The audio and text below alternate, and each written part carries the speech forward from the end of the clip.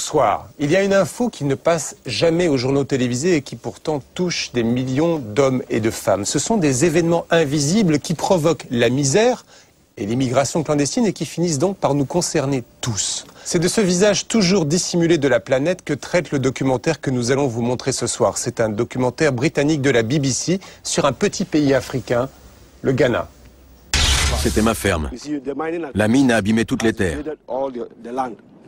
Qu'est-ce que vous cultiviez? Du cacao, du manioc, des bananes plantains, de l'huile de palme, de l'arachide, beaucoup d'arachide. Et maintenant? Tout est détruit. Tout est abîmé. Vous ne cultivez plus rien? Plus rien. Vous voyez? Toute la ferme est recouverte par les déblais. L'impact de la mine a de bons et de mauvais effets. Mais ces effets de nuisance sont limités. Dans ce pays, les grandes institutions financières occidentales ont imposé un ordre implacable avec des conséquences humaines extrêmes. Vous allez voir comment elles provoquent un exode rural massif. Vous allez voir comment le prix de l'eau potable privatisée fait que les Africains n'ont plus accès à l'eau. Vous allez voir comment dans les hôpitaux, privatisés eux aussi, on retient en otage les malades jusqu'à ce qu'ils puissent payer leurs notes d'hôpital. Vous êtes là depuis quand? Je suis guérie depuis 5 jours. Mon mari cherche un prêt pour payer l'hôpital, mais il ne l'a pas trouvé. Il est parti voir si son oncle pouvait lui avancer l'argent. Comment ça se passait avant le cash and carry? Quand j'étais petit, je n'ai jamais payé pour des soins médicaux. Et j'ai été admis plusieurs fois dans des hôpitaux universitaires. Ça fonctionnait bien.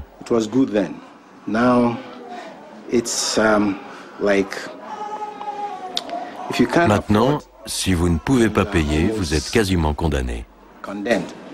Voilà, alors vous faites peut-être partie des gens qui pensent que mondialisation, ajustement structurel sont des mots compliqués et abstraits. Alors regardez attentivement le documentaire de John Kampfner, Quand le Fonds monétaire international fabrique la misère.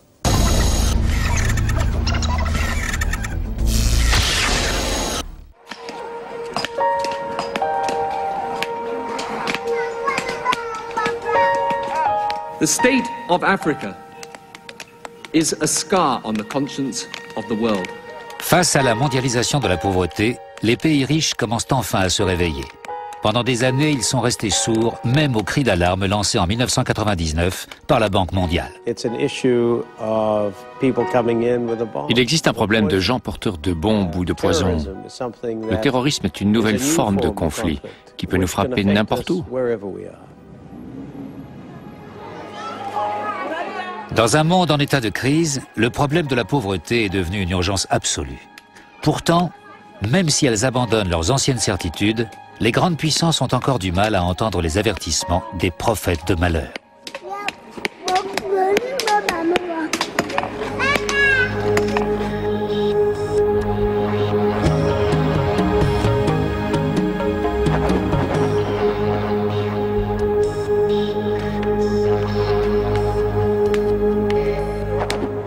Mary Agekum est assise sur de l'or, mais elle n'en tire aucun profit.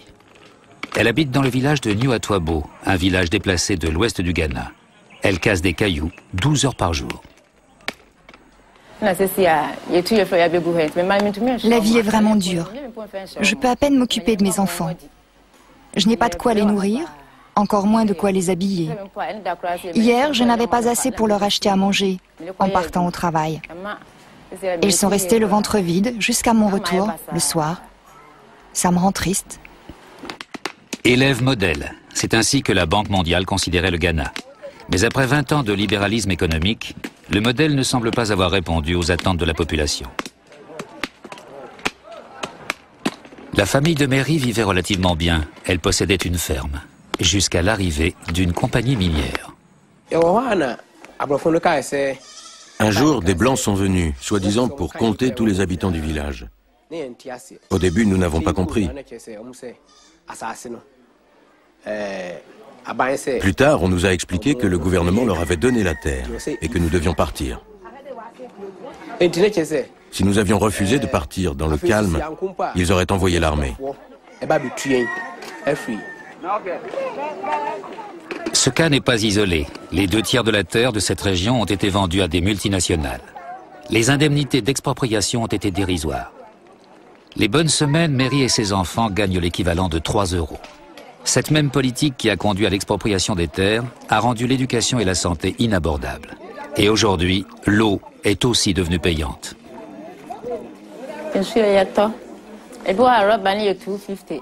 Nous devons acheter notre eau. Le prix d'un seau d'eau varie. Quand je n'ai pas assez d'argent, nous l'achetons à crédit et payons après avoir gagné suffisamment d'argent. Nous payons aussi pour utiliser les toilettes. Parfois, quand je ne peux pas payer, je demande au gardien d'y aller gratuitement. Et quand je les ai trop sollicités, je vais dans la nature. Cette pratique est appelée la récupération des coûts. L'application de cette politique était l'une des conditions imposées par la Banque mondiale et le FMI en échange des prêts accordés. Vue d'Accra, la capitale, cette lutte quotidienne pour satisfaire ses besoins vitaux semble moins cruciale. Vous voyagez souvent dans le pays? Raisonnablement. Vous parlez aux gens ordinaires, ceux qui ne sont ni ministres ni conseillers économiques? Très souvent. Vous allez dans les villages? Vous parlez avec ceux qui doivent payer pour l'eau, pour les toilettes, qui n'ont pas été indemnisés suite à leur expropriation? Vous essayez de me mettre en colère? Je ne me mettrai pas en colère. Je resterai calme parce que vous me provoquez et vous insinuez... Non, j'essaie simplement... Vous insinuez que je passe mon temps dans une tour d'ivoire et que j'ignore tout de la réalité du pays. C'est faux. Je ne connais pas de villages qui doivent payer. Et si c'est vrai, qui fait payer les gens pour aller aux toilettes? J'ignore de quoi vous me parlez.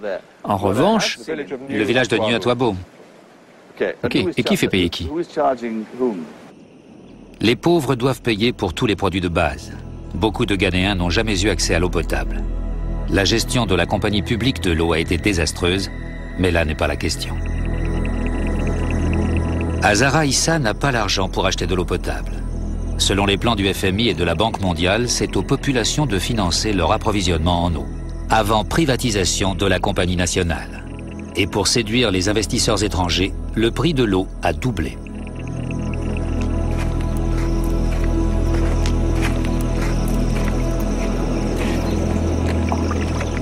Deux fois par jour, Azara se rend à une mare située à plusieurs centaines de mètres de son village. L'eau est infestée de vers de Guinée, elle sait ce qu'elle risque, mais elle n'a pas le choix.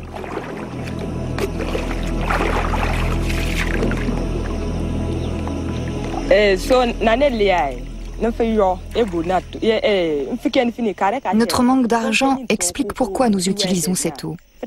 L'argent qui pourrait payer l'eau du puits sert à acheter de la nourriture, comme le cacao pour notre petit déjeuner. C'est comme ça depuis que nous ne pouvons nous permettre d'avoir les deux. Pour nous, il vaut mieux acheter de la nourriture et d'autres produits et aller chercher de l'eau gratuite, parce qu'avoir de l'eau potable sans nourriture ne sert à rien.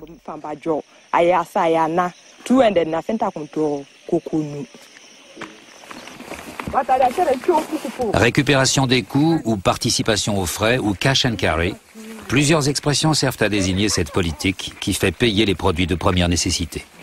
Ce modèle a été mis en place dans tous les pays en voie de développement. Azara gagne difficilement sa vie en ramassant des arachides. Avec ses faibles revenus, elle est obligée de choisir entre boire de l'eau potable ou manger.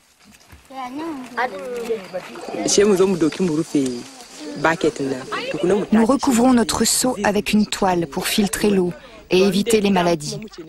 À la maison, après l'avoir filtrée, nous la mettons sur le feu et la faisons bouillir pour tuer les microbes et l'odeur.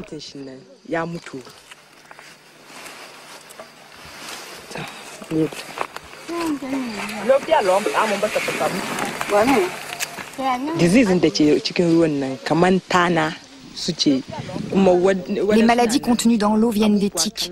D'autres organismes se fixent aussi au corps de l'homme et boivent son sang.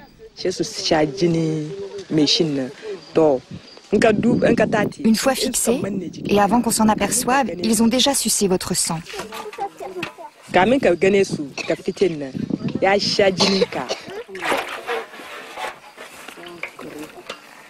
Si elle le pouvait, elle utiliserait de l'eau potable. Ce n'est pas une question d'ignorance, mais de moyens.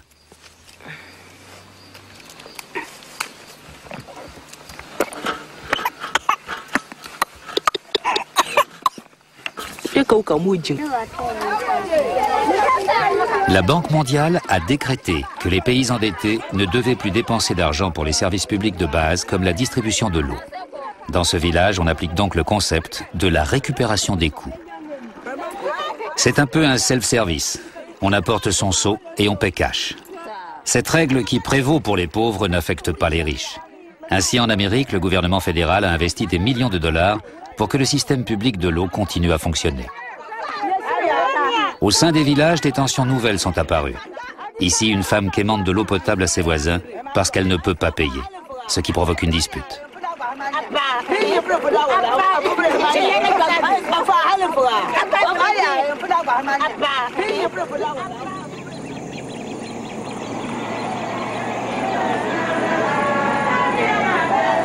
À 10 heures de route, au nord d'Accra, nous sommes dans la partie la plus pauvre du pays.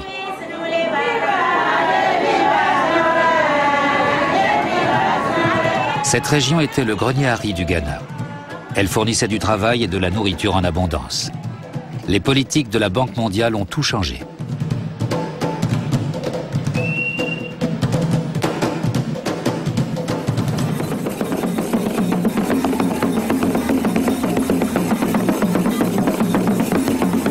Dans le village de Kpembe, la population s'est réunie. Les festivités sont ouvertes. Sur ce point, les choses sont comme avant. Les anciens se sont rassemblés pour nous recevoir et des chants et des danses sont exécutés en notre honneur. Si leurs moyens d'existence ont disparu, en revanche, les vieilles coutumes destinées à accueillir les visiteurs sont encore bien vivaces.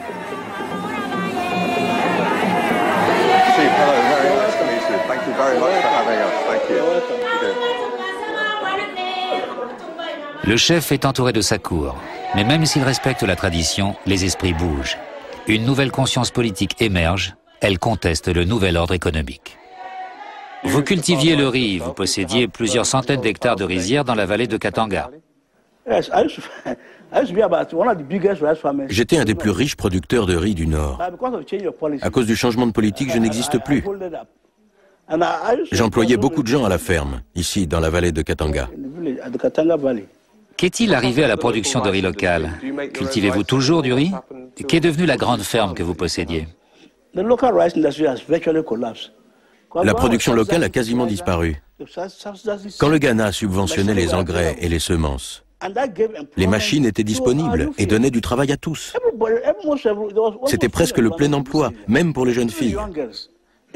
Même le week-end, les étudiants venaient travailler dans les fermes, ce qui leur permettait de se consacrer la semaine à l'école.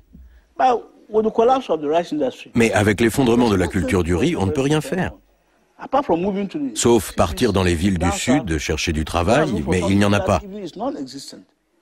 Les gens reviennent alors à moitié morts de faim. Parce qu'ils sont allés en ville, ils sont affamés, n'ont pas de bon boulot, ils reviennent atteints de paludisme ou d'autres maladies. Maintenant, nous devons acheter notre riz.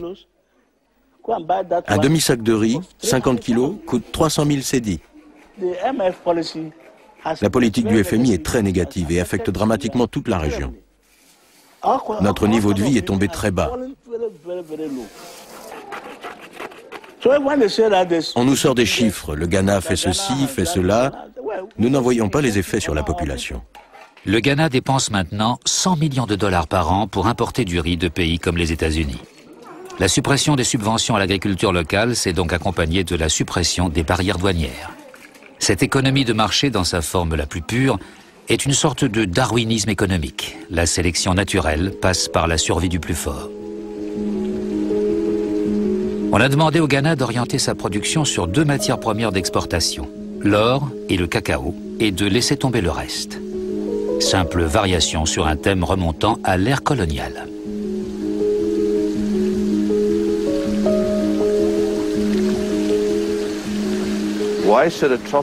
Pourquoi un pays tropical, semi-tropical ou semi-aride devrait-il cultiver du riz? Et pourquoi pas? Je doute vraiment que le Ghana devienne autosuffisant. Pourquoi viser cela? Alors que la Thaïlande ou le Vietnam, grâce à tous leurs avantages naturels, produisent un riz à un prix bien inférieur à ce que pourrait produire le Ghana. Non, je parle de l'Amérique, de la plus grande des superpuissances qui subventionne son agriculture à hauteur de 20 milliards de dollars par an, alors que vous refusez aux gens d'ici de subventionner leur production nationale. Quelque chose cloche, non ? Quelque chose ne va pas dans la politique agricole américaine, parfaitement. Non, vous pensez que le Ghana peut faire mieux que l'Amérique en matière de subventions? Laissez-moi vous donner un chiffre qui est choquant mais vrai. Les subventions à l'agriculture des pays de l'OCDE dépassent le revenu de l'Afrique. On ne peut donc pas rivaliser avec ces pays. Le jeu de la sélection naturelle est faussé. Les pays pauvres sont obligés d'appliquer les règles, les pays riches, non. Pour les gens du FMI, pour les économistes qui jonglent avec les chiffres et les théories, cette contradiction est un peu troublante. I can only say that the two institutions, the IMF and the World Bank, are on record. Je peux seulement dire que les deux institutions, le FMI et la Banque mondiale, ont demandé publiquement à l'Europe, aux États-Unis et à d'autres grands pays de supprimer les obstacles freinant les exportations des pays en voie de développement. En fin de compte, les pays riches doivent appliquer cette politique chez eux. Tant que cette situation existe et perdure, vous acceptez que les règles soient injustes.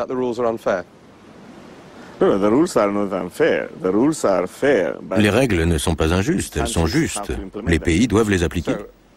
C'est donc la situation qui est injuste. La situation est injuste, mais les règles sont équitables. Le libre-échange, tout ce qui contribue au libre-échange est juste. Son application ou sa non-application est un autre problème, qui entraîne une situation injuste. Ceux qui sont victimes de cette injustice sont les plus démunis. Mais c'est encore la situation qui est injuste ou regrettable.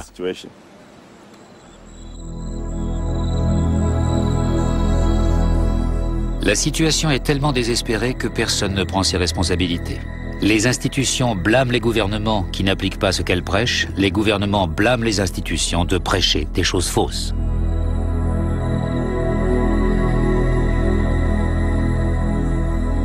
Dans la vallée de Katanga, les rizières restent en jachère. Il n'y a plus ni travail ni emploi, et les biens de première nécessité manquent. Le même scénario se répète dans d'autres pays. Une nouvelle génération de militants est née. Yao Graham dirige The Third World Network. Il vit au Ghana, mais il voyage à l'étranger pour mesurer les effets de la politique de la Banque mondiale. If you work it through in terms of the benefits, that very small input from the central government. Si on parle en termes de bénéfices, une toute petite contribution du gouvernement a permis de créer un dynamisme dans l'économie locale, d'arrêter l'exode rural des jeunes à la recherche de travail alors qu'il n'y en a pas en ville, de maintenir la dignité des gens, leur capacité de faire des choses et de subvenir à leurs besoins.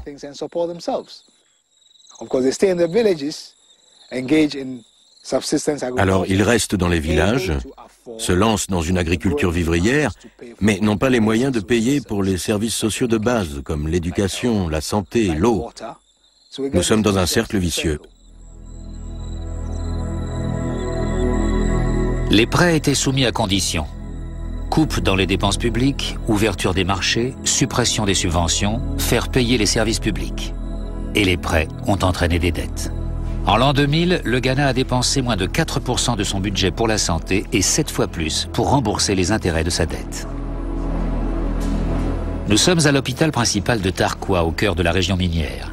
Il doit maintenant s'autofinancer. En clair, c'est aux malades de payer l'addition. Les gens doivent payer pour leurs frais de santé.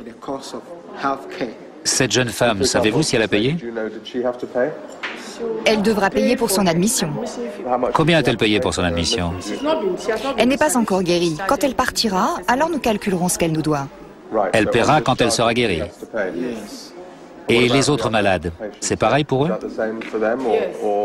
Les médicaments, qui les paie? Les malades. Ils paient les médicaments, c'est du cash and carry. Cash and carry, vous appelez ça comme ça. Et c'est quoi au juste? Le principe du cash and carry a été mis en place par le ministère de la Santé. Depuis des années, il y a un problème de financement du ministère et du système de santé. On a pensé qu'il était sage d'introduire ce que l'on appelle la participation aux frais. Depuis qu'on a réalisé que le gouvernement seul ne pouvait pas prendre en charge la santé de la population, les gens qui en ont besoin doivent payer. Conséquence du principe du cash and carry, Betty Krampa est prisonnière de l'hôpital. Elle vient de donner naissance à des jumeaux dont l'un est mort au cours de l'accouchement. Elle ne peut pas payer les médecins. Son mari est au chômage, ses parents sont morts. Comme le personnel de l'hôpital qui doit l'obliger à rester, elle a honte. Mais il faut que les usagers paient pour que l'hôpital puisse fonctionner.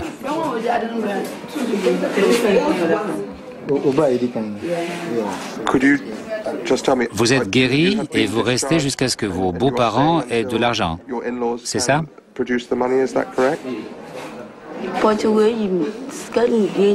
J'aimerais rentrer à la maison, mais je n'ai pas de quoi payer. Vous êtes là depuis quand? Je suis guérie depuis 5 jours. Mon mari cherche un prêt pour payer l'hôpital, mais il ne l'a pas trouvé. Il est parti voir si son oncle pouvait lui avancer l'argent. Comment ça se passait avant le cash and carry? Quand j'étais petit, je n'ai jamais payé pour des soins médicaux. Et j'ai été admis plusieurs fois dans des hôpitaux universitaires. Ça fonctionnait bien.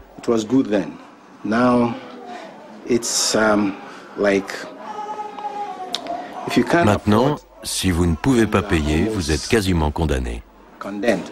Condamné par une montagne de dettes, alors que le pays vit sur une montagne d'or. Pour moi qui ai un peu voyagé dans la région, c'est une situation étrange. Les compagnies minières font d'énormes profits. Tarqua devrait être riche.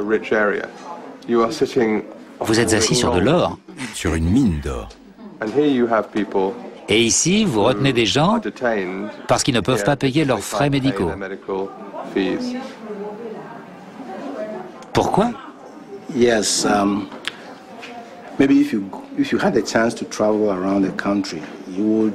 Si vous avez eu la chance de voyager dans le pays, vous aurez remarqué que la plupart des régions minières connaissent le même problème. L'or est exploité, mais la population n'en tire aucun bénéfice.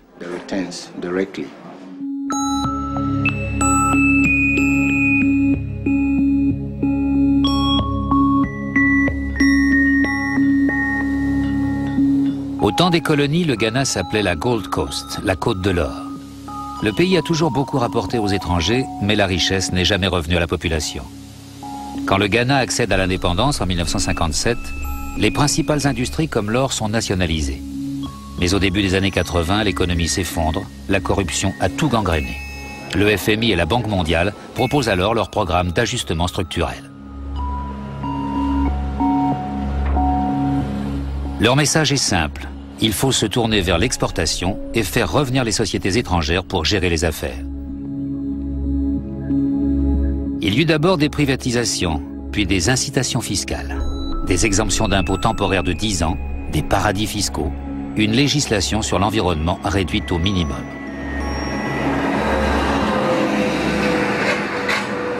Ces politiques favorables aux investisseurs ont servi de modèle dans tous les pays en voie de développement.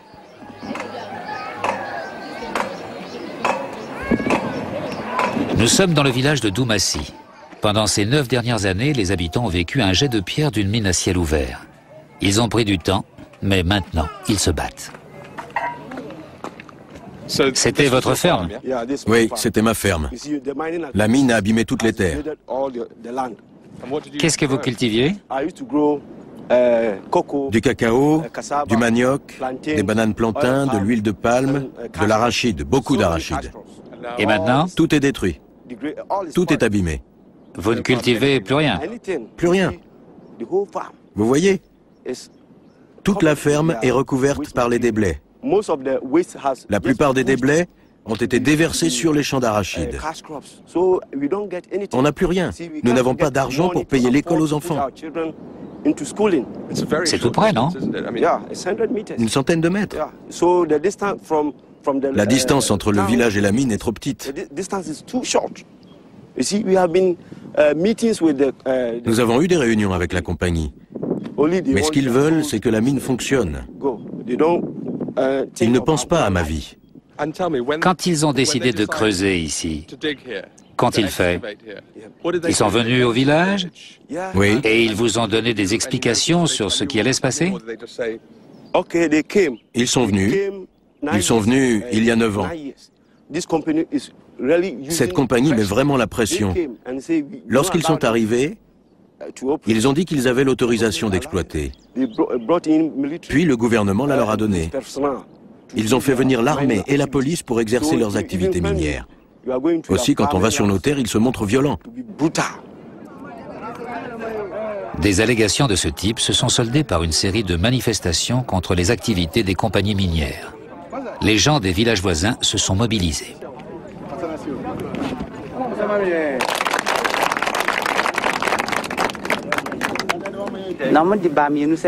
Ils ont dit que nous avions le choix entre la relocalisation ou le déplacement. Le 6 février, ils ont envoyé 36 policiers avec des gaz lacrymogènes pour nous faire partir. Ils ont dit que nous avions été indemnisés pour nos maisons et que nous devions partir. Nous avons refusé jusqu'à ce qu'ils aient indemnisé nos terres. Ils nous ont frappés et ont détruit nos maisons, nous privant de tout ce que nous possédions.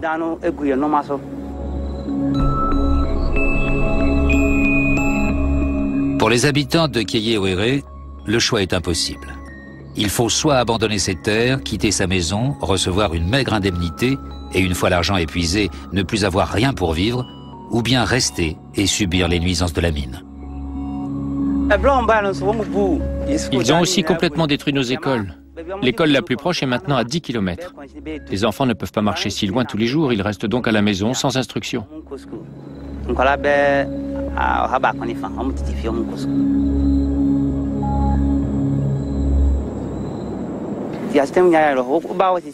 La vie est devenue très dure pour nous. Si vous venez maintenant dans notre village, vous verrez que l'on habite des cabanes.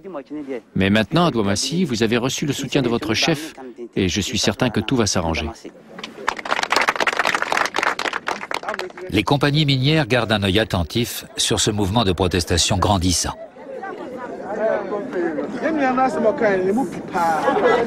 As you probably understand, you're trespassing, but I would rather just dismiss this as soon as you like, okay?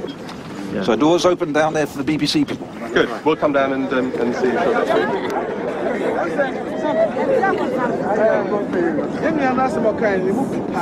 I'm very happy to be here today in Douamassi.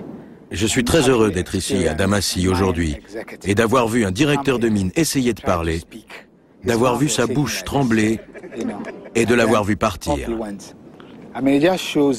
Cela prouve que le pouvoir de gens organisés est extrêmement important dans toute lutte. Nous sommes dans un pays où nous avons eu un changement avec plus de liberté. On dit que nous pouvons dire ce que nous voulons. Vous voyez que nous ne pouvons pas dire ce que nous voulons, car si nous ne sommes pas forts, personne ne nous écoute. Les compagnies minières sont obligées d'écouter et de répondre de leurs actes. L'équilibre des pouvoirs est en train de changer. Une commission sur les droits de l'homme enregistre les plaintes des villageois. Mais les sociétés prétendent que leurs activités génèrent peu de nuisances. L'impact de la mine a de bons et de mauvais effets. Mais ces effets de nuisance sont limités. Si une mine provoquait les affections que vous évoquez, vraiment nous ne le ferions pas. Ce serait logique. Nous reconnaissons que la mine engendre des nuisances matérielles. Habiteriez-vous volontiers à une centaine de mètres d'une mine lorsque se produisent des explosions?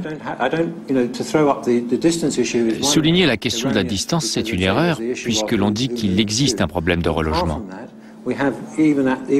À part ça, nous avons fait des mesures là où est située la maison la plus proche, en présence de la population, et elle a admis avec nous que les explosions pouvaient continuer parce que ça ne posait pas de problème.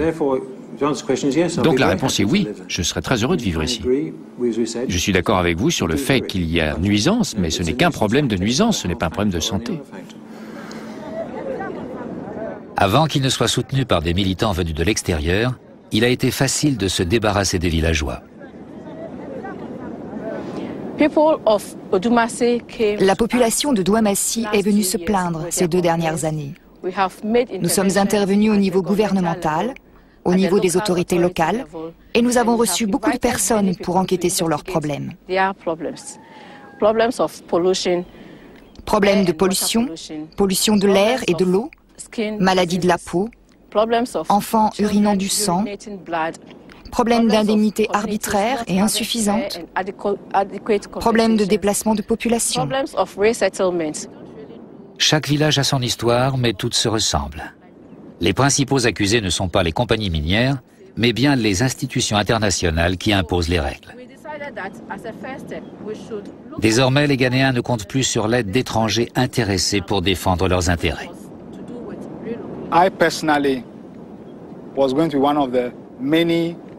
J'aurais dû, comme des centaines de milliers de personnes, manifester devant les sièges du FMI et de la Banque mondiale à Washington. Mais comme vous le savez tous, les États-Unis sont en deuil. Je pense que personne au monde n'ignore les événements terribles et tragiques qui ont eu lieu, le bombardement du World Trade Center et du Pentagone. Quiconque a vu ces images à la télé a eu mal au ventre. Tout le monde a condamné cela, qu'on puisse s'exprimer de manière si folle, quelles que soient les raisons de sa révolte.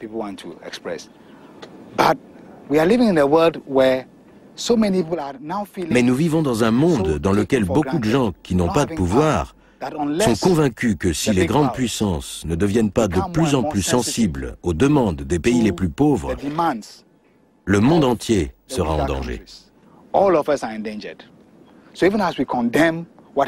Tout en condamnant ce qui s'est passé en Amérique, nous avons tous le devoir de faire pression sur la politique étrangère et sur la politique mondiale pour qu'elle soit plus attentive à la condition des gens.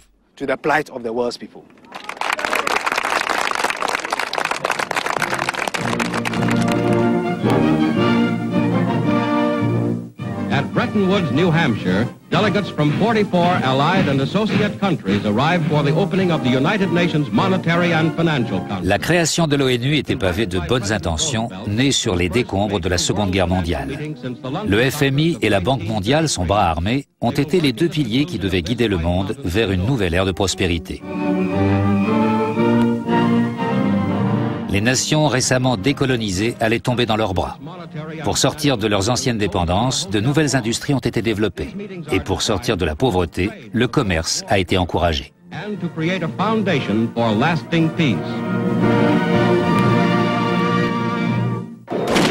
Mais en fait, les grandes disparités entre pays riches et pays pauvres n'ont fait que susciter la défiance et la colère. Si certains manifestants sont animés par la violence, la grande majorité d'entre eux souhaitent seulement exprimer leur indignation face aux inégalités, face à une mondialisation défavorable aux plus faibles, face au refus des grandes puissances d'écouter. Au milieu des années 90, un homme nouveau est arrivé à la tête de la Banque mondiale. Il a renoncé aux ajustements structurels et a dévoilé sa stratégie de réduction de la pauvreté. Il a conseillé aux pays riches de le soutenir, les avertissant de ce qui pourrait arriver s'ils ne le faisaient pas.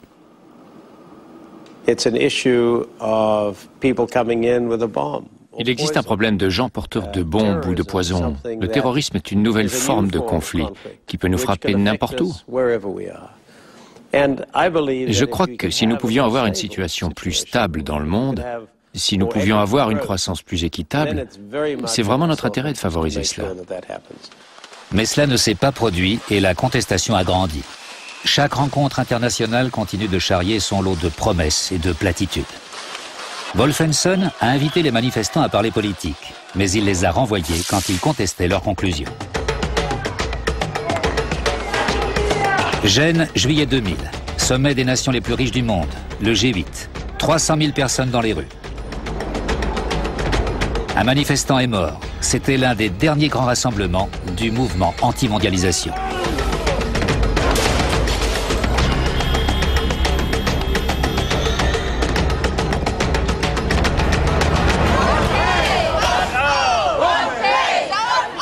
La violence a fait la une des journaux. Pourtant, à Gênes, la nouveauté, c'était la présence d'un nombre croissant de militants politiques venus de tous les pays en voie de développement, dont le Ghana. Pour eux, il faut saisir toutes les occasions pour dire aux fondamentalistes de l'économie que leur politique ne marche pas.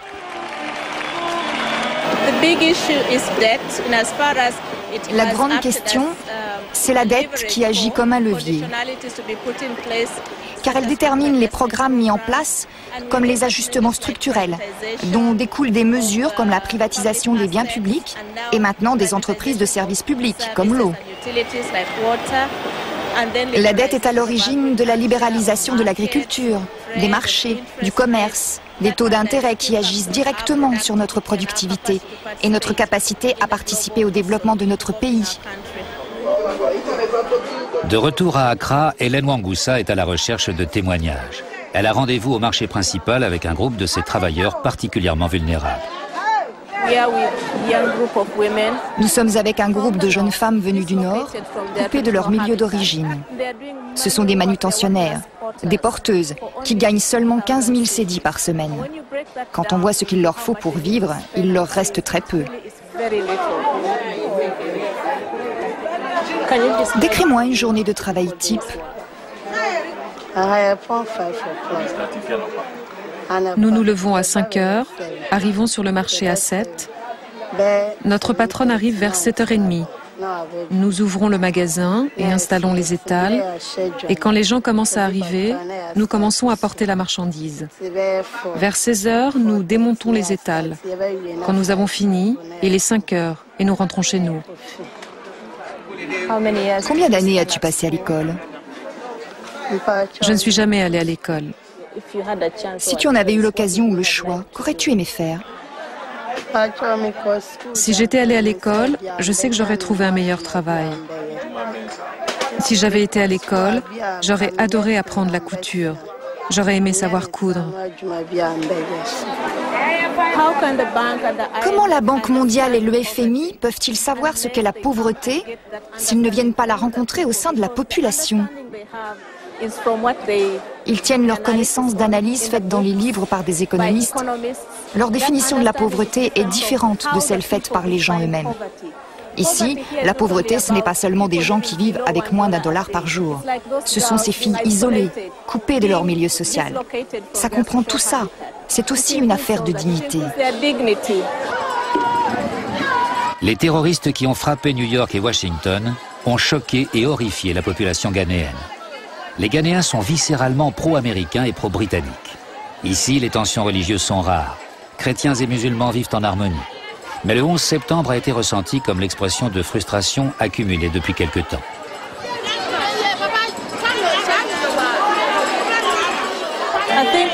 Nous commençons à percevoir cela, même dans des manifestations comme à Gênes. Il y avait des manifestants pacifiques, mais il y avait des groupes de manifestants qui étaient beaucoup plus violents. Cela vient de la frustration des gens face à des institutions qui affirment tout savoir, qui affirment savoir comment aborder la pauvreté, ce que sont les gouvernements, et qui depuis 15 à 20 ans n'ont pas su être à la hauteur. Dans certains pays, les gens ont été patients, ont attendu plus de 15 ans une prospérité qui n'est jamais venue.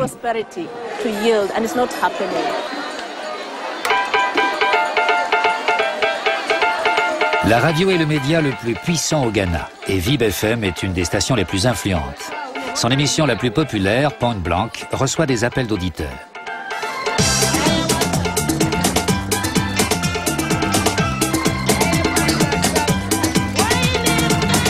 L'émission est animée par Gvesi Pratt, un ancien prisonnier politique. Hello and welcome to this week's edition of Point Blanc. Today we are going to look at the whole concept of globalization. Aujourd'hui, la Banque mondiale tente de se donner une image de banque à l'écoute. Les relations ont changé. La banque doit justifier sa politique à un public de plus en plus averti.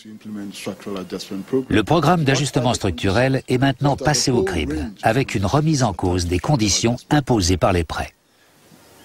conditionalities, I mean, they cover all sorts of different areas. If you can just take the main ones, you know. You name it, there have been at various times, it has to be said, conditions in almost every sector. But actually, I wanted to know what those conditions are. Well, you know, they're not particularly secret, and they are. Sometimes, if you want to... You look quite uncomfortable talking about No, I'm talking about conditions. No, it's just that there are so many of them. Ce sont les nouvelles tactiques de la Banque mondiale. Débattre sur le principe et promettre des changements. Mais sur le terrain, les conditions imposées sont appliquées avec plus de rigueur que jamais. He thinks there is. Everybody thinks there is. But it's a theory. It's in the IMF, you know, benchmarks. It's in it. The last letter of there's a difference between a benchmark and a condition, but that's okay. But why is a bank? But a benchmark is a condition. Why? Because the Ghana Water Corporation has failed Ghana. The people, if anybody thinks, here's a challenge. If anybody thinks they get great service from Ghana Water Company, let them phone and praise this company. This company has failed Ghanaian society. Peter, can I ask the question? Can I ask the question? Yeah. Obviously, there are many people who think that your organization has failed the people of the third world. That's true. Should we just sell it off to some multinational corporation? Good morning, and I'm Niyama. Actually, I will want to get this thing directly to Mr. Peter Harold. I don't like the way he's trying to deceive everybody. Now, this is the issue. The IMF World Bank policies that come with the Structural Adjustment Program and the Economic Recovery Program actually adjust government policy away from public welfare to debt servicing. Les gens sont informés. Ils savent ce qui a été dépensé pour les services publics et ce qui a été dépensé pour la dette. Ils font le lien entre économie locale et politique mondialiste. Cette émission s'est déroulée 2 jours après les attaques sur l'Amérique. Mais déjà, les auditeurs soulignaient le lien entre la pauvreté et le terrorisme. Now, can we stop pretending while the people are dying? What happened in America recently should give us a clue that it is not the people, it is not just about terrorism. Who created the terrorists? It is God Almighty didn't create anybody to become a terrorist. It is the system that is making the people so. You see what I'm talking about? Yes, so that this kind of the chaos will continue, the armed robbery will continue, all these things will continue. Well, thank you very much. Your point is well made, and thank you very much.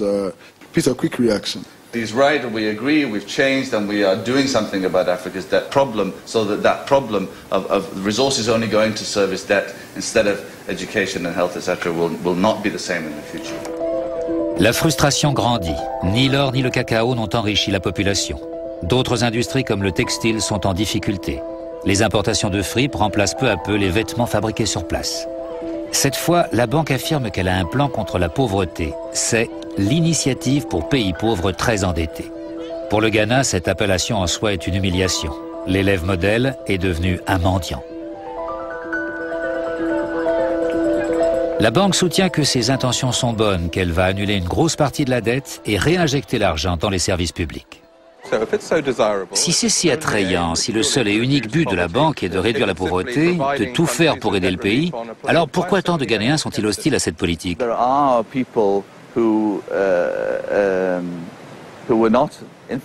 Les gens qui n'étaient guère favorables au programme d'ajustement structurel ont pensé que cela serait encore plus difficile.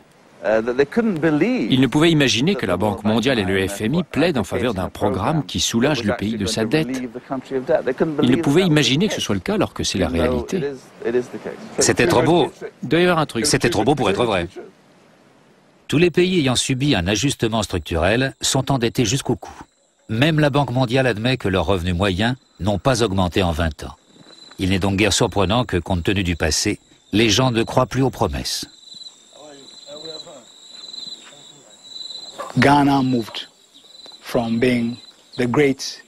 Le Ghana est passé du rang de grand espoir noir de l'ajustement structurel, d'étoile brillante du continent africain, au rang de pays pauvres et endettés, parmi 40 autres.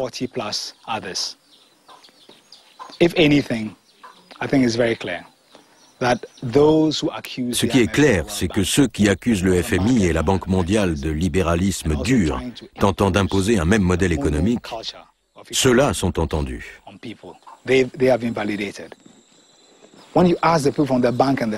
Quand vous demandez à des gens de